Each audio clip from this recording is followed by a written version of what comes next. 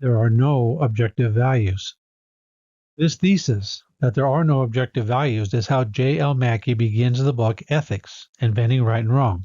It's the first premise of an argument in defense of what has since come to be widely known as error theory. The ultimate conclusion of this argument is that all moral claims are false. But let's see how we get to that conclusion from here. Mackie combined that first premise that there are no objective values with a premise that says that moral facts require objective values. This means that when people make claims like rape is wrong or you should keep your promise, people are saying that rape is objectively a bad thing to do, and that keeping a promise is obligatory as a matter of fact. More to the point, one is saying that rape or breaking a promise has the very type of objective wrongness that the first premise says doesn't exist. If there are no objective values, and moral facts require objective values, then there can be no moral facts. In other words, all moral claims, like the claim that rape is wrong or that one is obligated to keep a promise, are false. In Mackie's own words, quote, "The denial of objective values will have to be put forward not as the result of an analytic approach, but as an error theory, a theory that, although most people in making moral judgments implicitly claim, among other things, to be pointing to something objectively prescriptive, these claims are all false." End quote. Now, I need to warn against a mistaken interpretation of what Mackie is claiming. I want to warn you that this may be a bit confusing. The thesis, all moral claims are false, doesn't imply that everything is permissible. Why not? Because everything is permissible is a moral statement, and Mackie is saying that all moral claims are false. Error theory implies that all moral statements, statements about what is obligatory or prohibited, as well as statements about what is permissible, are false. What we should do, if error theory is correct, at least according to one interpretation, is quit using this moral language entirely. We should discard as mistaken any talk about anything being obligatory or permissible or prohibited. But then this statement that we should quit using moral language entirely, isn't that a moral statement? Wouldn't that statement also be false? Here I just want you to understand that Mackie is not saying that everything is permissible. That isn't a correct interpretation. To understand what Mackie is saying more fully, we first need to understand what Mackie means when he says that there are no objective values. What are these objective values that Mackie says do not exist, but that which moral statements apparently refer to? Well, the place to start is by noting that Mackie also calls these objective values objective intrinsic prescriptivity. Okay, I can hear you saying that doesn't help. Well, maybe not yet, but it's easier to explain. Ultimately, Mackie is saying that objective intrinsic prescriptivity does not exist. To understand what this means, I want to start with concepts of objective and intrinsic, and I want to discuss them together. The type of value that Mackie says does not exist would be intrinsic to the object of evaluation. That's to say, it's built into the thing that's being evaluated. This means that the value doesn't depend on any relationship that the object of evaluation has to any other thing, particularly to the likes and dislikes of the person making the evaluation. Take, for example, an act of theft. To say that the wrongness of the act is intrinsic means that it doesn't depend on the thief's wants or interests. The thief can't say that taking the money is legitimate, quote, because I really wanted the money, end quote. The desires of the subject do not matter. The wrongness is intrinsic to the object.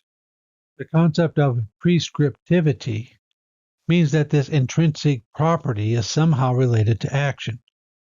The properties of size, shape, weight, or color don't relate in any way to action. The fact that something is blue or yellow does not, in itself, command that the agent behave in a particular way towards it. However, the fact that an action of a particular type is wrong would somehow command us not to do it. For Mackie, intrinsic prescriptivity gives those who are aware of this property an overwhelming reason to act, or in the case of wrongness, an overwhelming reason to refrain from performing that type of action. It's a reason that overpowers any other reason. For the sake of this argument, I'm going to consider something a bit weaker. These intrinsically prescriptive properties that Mackie is talking about, like the wrongness of taking somebody else's property without their consent, commands that we not do this type of action, but this command may end up being weaker than other commands. It may be wrong to take somebody's property without their consent. However, if one is drowning and there's something floating in the water whose owner is nowhere in sight, one can use whatever that thing is to stay afloat without asking for permission. Now, we should have an understanding of what objective intrinsic prescriptivity is. It's a property intrinsic to or built into certain types of actions that command us to do that which is required or to refrain from doing that which is prohibited. With this understanding, we can return to Mackie's argument.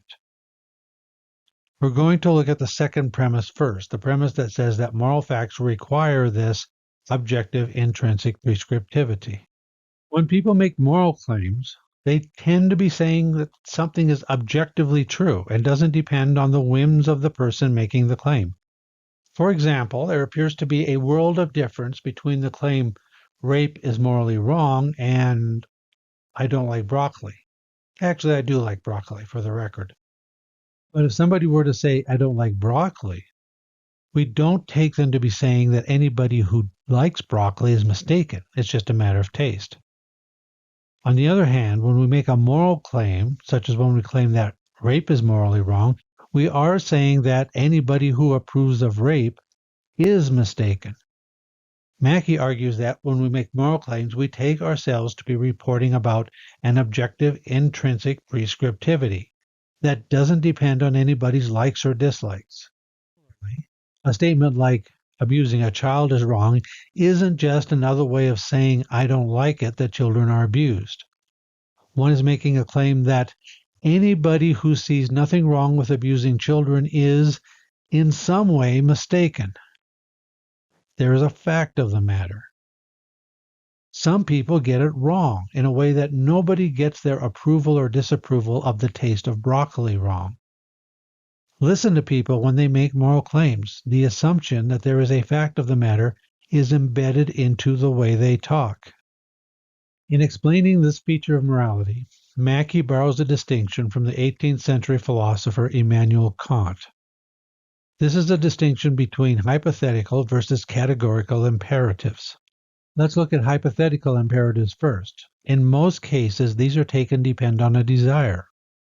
I have no Diet Dr. Pepper. If I'm to have more Diet Dr. Pepper, then I ought to go to the store and buy some more Diet Dr. Pepper.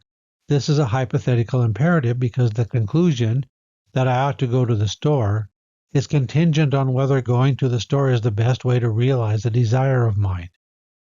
And if I don't have a desire to have more Diet Dr. Pepper, then I would not have this reason to go to the store. Perhaps I have some other reason based on some other desire, but all of these reasons are contingent. We don't see claims about what somebody morally ought or ought not to do to be contingent in the same way. If I borrowed $20 from a coworker, then my obligation to pay my coworker back isn't contingent on anything that I want.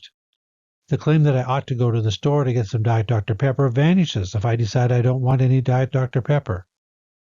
But the claim that I ought to repay the $20 I borrowed won't vanish if I decide I'd rather keep the money. So the wrongness of keeping the $20 isn't contingent on desire. The other option is that the wrongness is built into the refusal to repay a debt. Having a debt means that there's an obligation, an intrinsic requirement that the debt be repaid.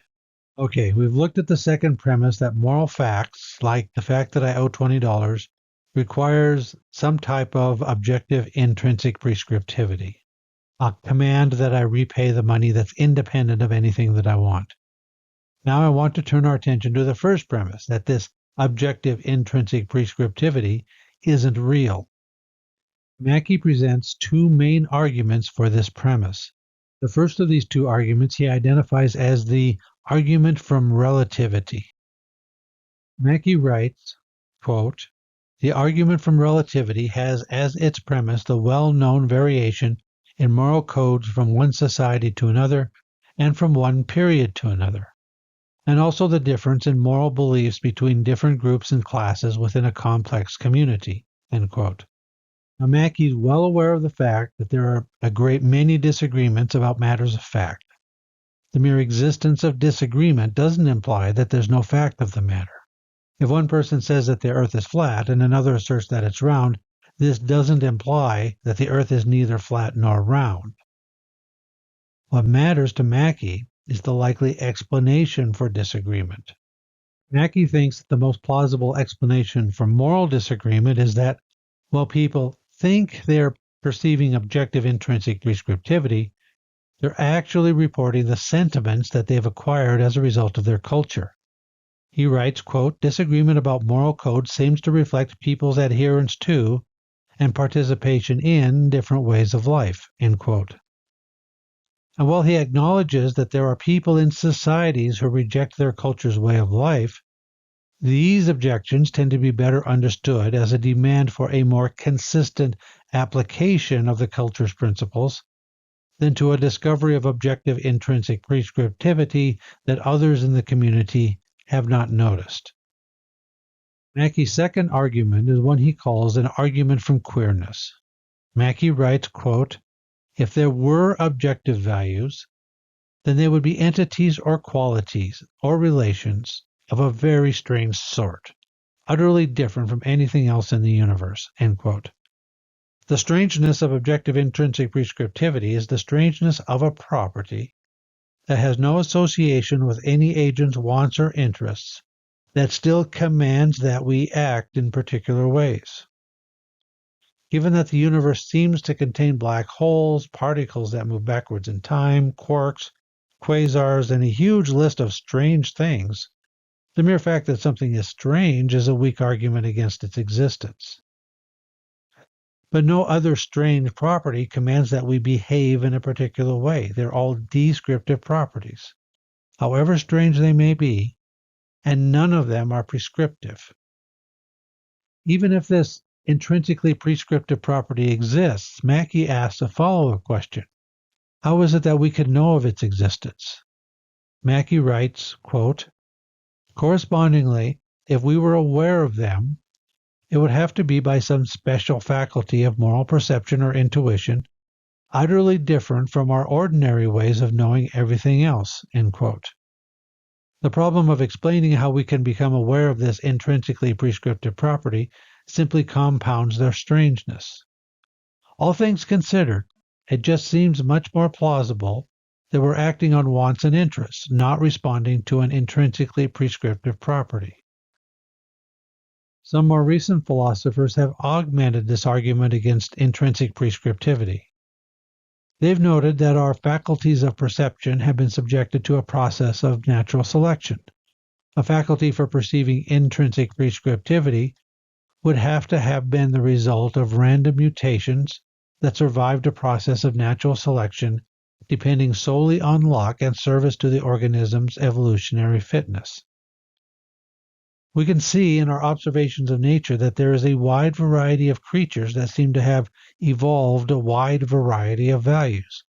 It's unreasonable to expect that we evolved a faculty for perceiving objective intrinsic prescriptivity correctly, and that other creatures whose values differ from ours did not. To read about this argument in some detail, I would recommend Sharon Smith's article, A Darwinian Dilemma for Realist Theories of Value. If we're looking for the simplest and most plausible explanation, that explanation says that we evolved to have subjective values that tended to guide our behavior in ways that served our fitness, just like every other creature. There's no role for objective intrinsic prescriptivity to play in this explanation. We eat, and we like the taste of foods, the liking of which promoted the survival of our ancestors. We enjoy a temperature which is suited to our survival. We react to physical sensations, experience and respond to pain or pleasure in ways that aided our survival. We also have a learning system that causes us to learn new values based on experience, but that too has been subjected to natural selection, so that experiences tend to produce values that in turn contribute to evolutionary fitness.